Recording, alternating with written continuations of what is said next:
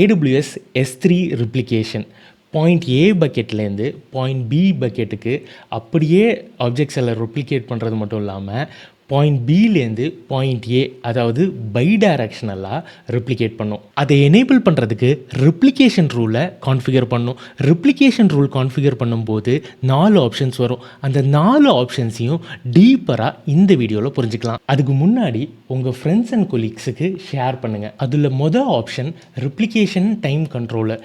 இது complaints ரெக்குவயர்மெண்ட்ஸுக்காக ஃபாஸ்டராக replicate பண்ணுறதுக்கு, அதாவது 15 மினிட்ஸுக்குள்ளே ரெப்ளிகேட் பண்ணுறதுக்காக யூஸ் பண்ணலாம். ரெண்டாவது ரெப்ளிகேஷன் மெட்ரிக்ஸ்.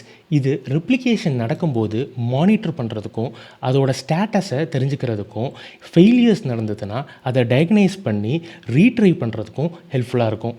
மூணாவது ஆப்ஷன் டெலீட் மார்க்கர் ரெப்ளிகேஷன். இது நீங்கள் டெலீட் பண்ண ஆப்ஜெக்ட்ஸ் எல்லாம் ரெப்ளிகேட் பண்ணுறதுக்கு யூஸ்ஃபுல்லாக இருக்கும்.